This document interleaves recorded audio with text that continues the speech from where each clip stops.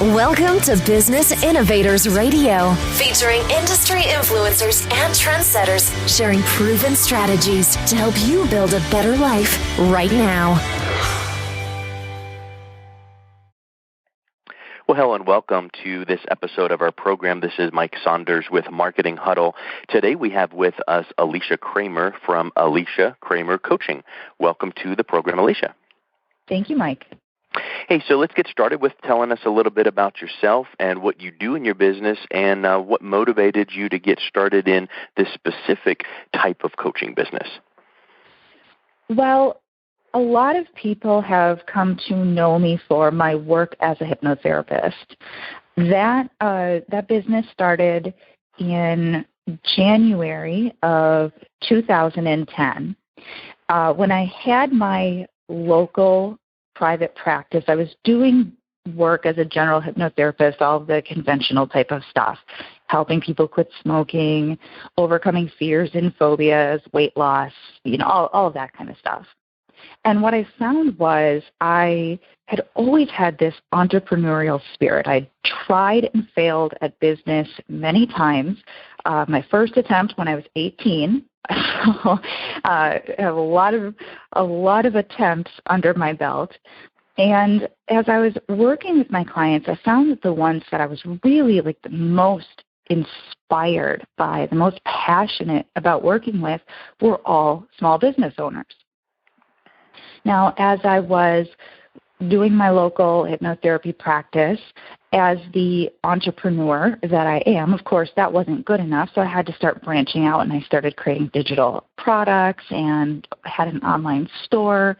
And then I began to actually start marketing to a international clientele. So I was working with clients now in other countries over the phone and through Skype, and I was starting to lean more towards this integration of coaching hypnotherapy. Well, fast forward, the transition kind of was an ongoing process, and eventually, although I still do include hypnosis in my work with my clients, I really specialize in mindset with small business owners. So that's kind of the long, short version of how that all came to be. Yeah, it's interesting as you kept describing that. There was many times that I think we can put a cliche business phrase in a few of those spots called pivot. And you found little places where you're like, okay, I'm in business, but if I pivoted and added online teaching and training, okay, that's working well. Ooh, what if I pivoted and added in or changed a little direction and went international? Or what if I integrated a hybrid of? So I think that's super important to point out, and I feel that mindset plays into that because you have to be aware enough about what's working and not to look at some of those opportunities and directions. And maybe there's a pivot opportunity that might not be viable, but yet you considered it, thought about it, and then said, nope, I'm going to stay the course, or yes, this one is good. Can you speak to that process a bit? Absolutely. So there were plenty of times that I tried things, and when I say tried things, not necessarily diving in 100%, but, kind of sticking your toe in, testing the water, so to speak, and found out this just is not going to work. It just wasn't of interest to people or whatever the reasoning was. But on occasion, I would find things that really did work great and they felt great. And those were the things that I made a more fundamental part of my overall business structure. So you really do have to have a degree of flexibility. And like you said, with the mindset, there has to be a certain willingness to try new things and to be honest with yourself. And that, I think, is where some people stumble because they become very rigid and dogmatic. Well, this isn't working. And I have to admit, I've fallen into that trap myself. We get really comfortable with what's known, and it can be very uncomfortable even when all of the data that we're getting inside and outside is that we need to make a change. Yeah, exactly. And, another aspect of that is you've got to not have that paralysis by analysis and want to get everything perfect before you like you said, dabble in or try that new thing, because then all of a sudden your main focus is grinding to a halt while you're trying to perfect something that's not been started or launched yet. And in reality, it gets back to, I think I'm pulling the pivot and then like the lean startup or the minimum viable product, MVP, all together, those concepts together, like Eric Ries from the lean startup. And now all of a sudden you've got to do something just enough to kind of give it a little bit of teeth to see if it has something you want to put more effort into. So what's the minimum viable product? So not just like slap it together product, but it's got to be viable. It's got to be just enough to see if there's some interest, and then you can pour into that. So I think that's a huge, huge piece that you mentioned too. And you mentioned that you started some angles or businesses or ventures that failed. At what point during those years, because that was years ago, what motivated you to keep moving forward? Well, when I had the initial failures, it definitely created some internal obstacles for me. I filed bankruptcy on my first business, which was an internet storefront, when I was in my very early 20s. And it was a really difficult thing emotionally and psychologically. So there was a lot of fear and apprehension about getting in that deep again. And so I would kind of tiptoe around it. In 2006, I had overcome symptoms of post-traumatic stress disorder through alternative healing from an assault that had occurred in 2005. And I was very inspired to really share this healing work that I'd learned with other people. So I opened a very small business. It was very part-time. I was doing some different alternative healing therapies, and, I played it safe. I made some mistakes. I made some money. I had some very, moderate success. But if we're being really honest, I did not jump in with both feet to that business. So I still had my quote, quote, day job, if you will. I was managing a cell phone store and making sure that, the bills were paid and kind of on that, corporate ladder, if you will, and working with clients in my own business part-time. And I found out I was pregnant. It was not expected and not at all what I had planned on doing with my life. We'll just say that. So that became really, big pivot point for me, because I was not willing to ship my newborn baby off to some stranger for daycare. And that meant that if I was going to raise my son and still provide for myself and our family, that I had to get it right this time. And I went, as I was pregnant, I was going through school and got my advanced training in hypnotherapy, and as well as other things. Really entered overachiever mode for a couple of years there. And that's when I really had to dive in with both feet. There was no other option for me. It wasn't acceptable to me to do it any other way, so I had to make it work. Yeah, it's that will, it's that will to succeed, will to move on. You had a goal, you had a why that pulled you. I mean, all of those things play into that. So, yeah, that I agree with that 100%. Hey, so what does mindset look like for a typical entrepreneur? Well, it does vary. We don't all fit into the same box. We don't all have the same kind of mental paradigms or life paradigms, if you will, but there are some similarities.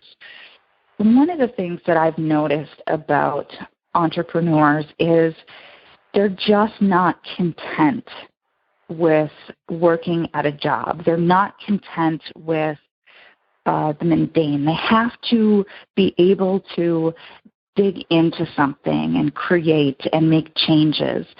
It's a very different type of mindset than someone who has more of an employee mindset. Mm-hmm. The two don't seem to coexist in an entrepreneur. They don't play nice together.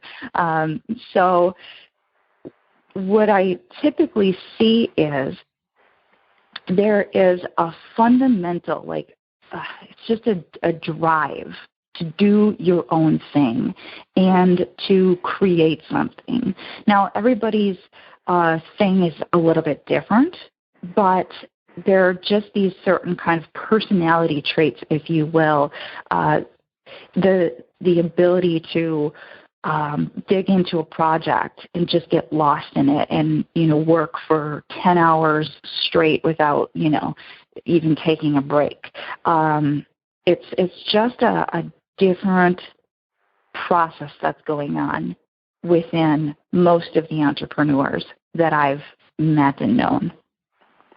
And, you said that many entrepreneurs, if not most, don't seem to be content. And I would say that plays into when you hear about people being a serial entrepreneur.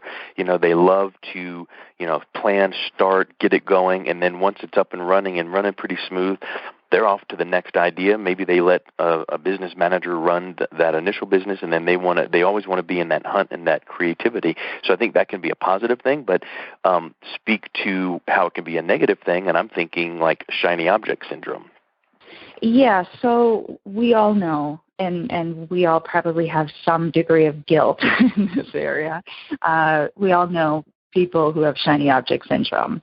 When I had first transitioned into business coaching, I came across a lot of, usually new to, within the first couple of years of business. This was occurring more often with the individuals I was working with, where there's just this overwhelming desire to do this and do that and try this and incorporate this. And sometimes it comes from scarcity mindset, where there's this fear that if I don't implement this, I'm going to miss out.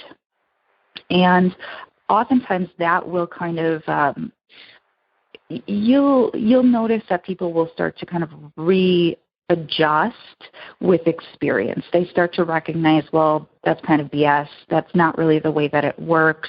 You've got to have a core, solid working model, and then you slowly begin to integrate in different techniques that are going to help you to build and grow and diversify instead of just trying to do everything.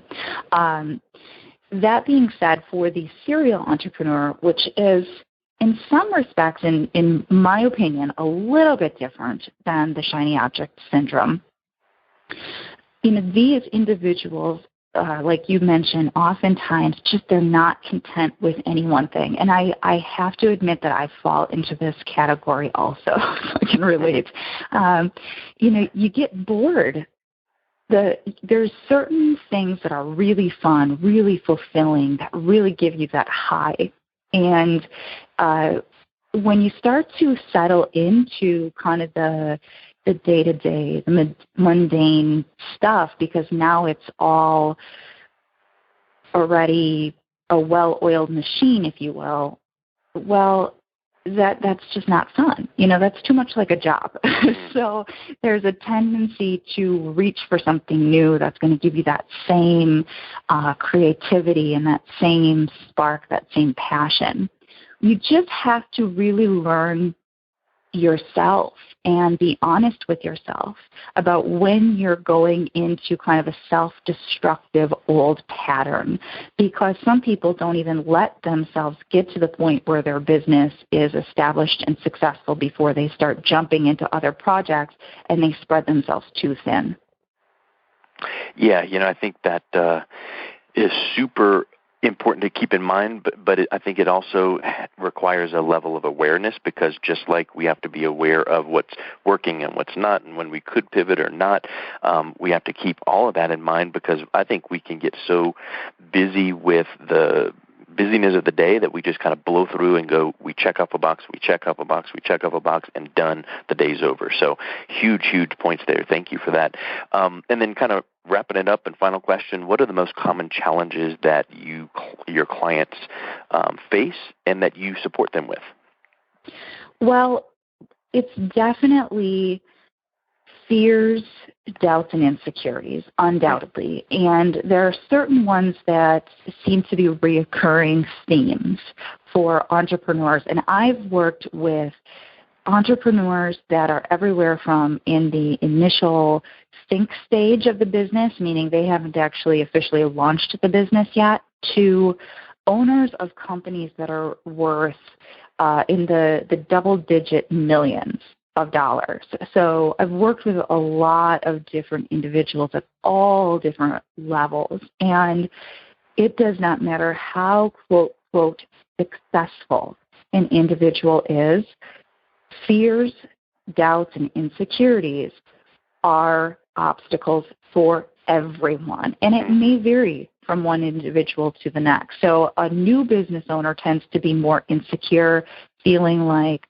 I don't know if I have what it takes, who am I to be doing this? They kind of put people that they perceive as being successful on a pedestal, thinking that they have different qualities or traits or abilities. There's something fundamentally different with them, and that has to be overcome in order to take some of the actions that need to be taken in order to really become successful in business. Whereas individuals who are already more established, they're oftentimes dealing with a lot of more repressed type of insecurities. There's a lot of confidence issues in very successful established individuals that I work with. So I say this in part to answer your question, but also so that people understand there's not something wrong with you. We all have these internal things that are going on within us that can create conflict, and it doesn't matter what amount of money you have in the bank. And those things deserve to be addressed so that you can have a more fulfilling, happy, enjoyable life. Super. Well, hey, how can people learn more? What's the best way that they can get in touch with you? Best way is definitely my website. It's aliciacramer.com. That's ALICIACRAMER.com.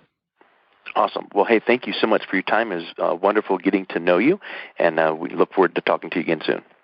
Thanks so much. Thanks for listening to Business Innovators Radio. To hear all episodes featuring leading industry influencers and trendsetters, visit us online at businessinnovatorsradio.com today.